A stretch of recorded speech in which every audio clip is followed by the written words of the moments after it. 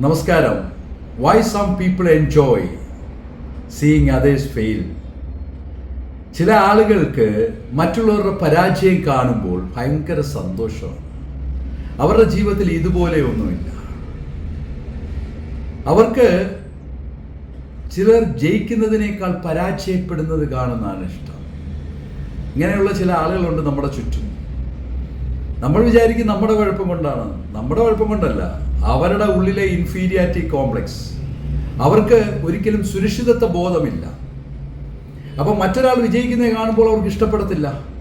കഴിവതും തങ്ങളുടെ ചെറിയ വിജയങ്ങൾ പോലെ ഒരു വലിയ സംഭവങ്ങളാക്കി മറ്റുള്ളവരെ കാണിക്കാൻ ശ്രമിക്കും.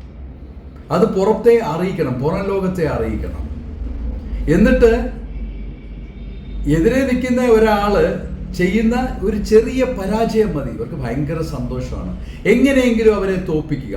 ഇന്നലെ വരെ ഏറ്റവും പ്രിയപ്പെട്ടവരായിരിക്കാം, ഏറ്റവും അടുത്ത ആളുകളായിരിക്കാം, സ്നേഹത്തിൻ്റെ പരസ്പരം സ്നേഹിച്ച് അങ്ങേ അറ്റത്തെ രീതി ജീവിച്ചവരായിരിക്കാം.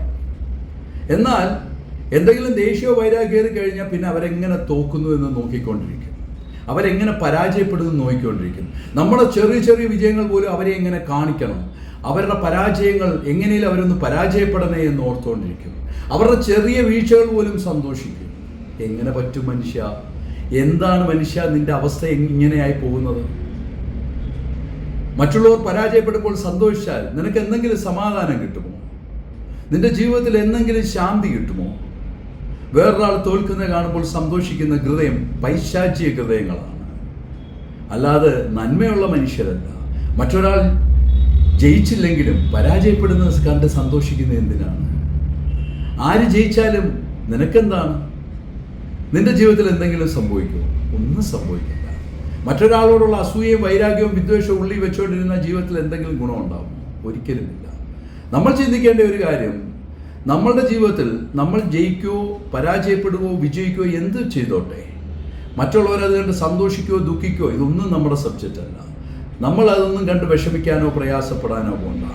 ഇന്നല്ലെങ്കിൽ നാളെ മറ്റൊരുത്തൻ്റെ പതനം, അല്ലെ മറ്റൊരാളെ ഇല്ലാതാക്കുവാൻ ശ്രമിച്ചാൽ, അല്ലെ മറ്റൊരാളുടെ സന്തോഷം കെടുത്താൻ ശ്രമിച്ചാൽ, മറ്റൊരാൾ പരാജയപ്പെടുന്നത് കാണാൻ ശ്രമിച്ചാൽ തീർച്ചയായും നമ്മുടെ ജീവിതത്തിൽ അതുപോലുള്ള ഒത്തിരി സംഭവങ്ങൾ നടക്കും.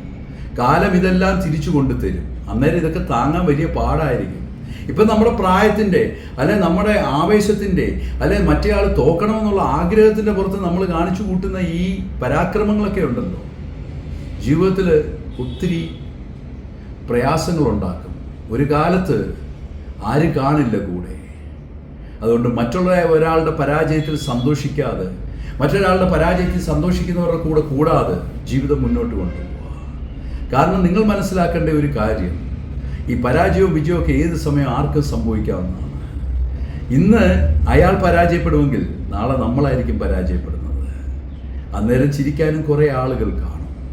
ഇതൊന്നും നമ്മുടെ സബ്ജക്റ്റ് അല്ല എന്ന രീതിയിൽ നല്ല നല്ല കാര്യങ്ങൾ ചെയ്യുക, ജീവിതത്തിൽ നല്ല നല്ല കാര്യങ്ങളിലൂടെ പോവുക, മറ്റൊരാളുടെ വിജയത്തിൽ സന്തോഷിക്കുക. അതിൽ അസൂയപ്പെടേണ്ട കാര്യമില്ല. തീർച്ചയായും നമുക്ക് പരിചയമുള്ള, അല്ലെ നമുക്ക് നേരത്തെ നമ്മളോട് നല്ല അടുപ്പം ഉണ്ടായിരുന്ന ഒരാൾ വിജയിക്കുന്നത് കാണുമ്പോൾ മനസ്സുകൊണ്ടൊന്ന് പ്രാർത്ഥിക്കുക അവർക്ക് വേണ്ടി, നന്നായി വരട്ടെ എന്ന്. അതാണ് നന്മയുള്ള മനുഷ്യൻ്റെ സ്വഭാവം. അങ്ങനെ നിങ്ങളുടെ എല്ലാവരുടെയും ജീവിതത്തിൽ നന്മയുള്ള മനുഷ്യരായി മാറുവാൻ നിങ്ങൾക്ക് കഴിയട്ടെ, പ്രാപ്തരാവട്ടെ. മറ്റൊരാളുടെ പരാജയത്തിലല്ല വിജയത്തിൽ സന്തോഷിക്കുന്ന മനുഷ്യരായി നിങ്ങൾ തീരട്ടെ എന്ന് ഞാൻ നിങ്ങൾക്ക് വേണ്ടി പ്രാർത്ഥിക്കുന്നു. ഞാൻ നിങ്ങളോടൊപ്പം ഉണ്ട്, നിങ്ങളും എന്നോടൊപ്പം കാണുമെന്ന് എനിക്കറിയാം. ഞാൻ നിങ്ങളുടെ ഡോക്ടർ ഡഗ്ലസ് കെ. വീണ്ടും ഒരു മനഃശാസ്ത്ര യാത്രയിലൂടെ നമുക്ക് കാണാം. Thank you.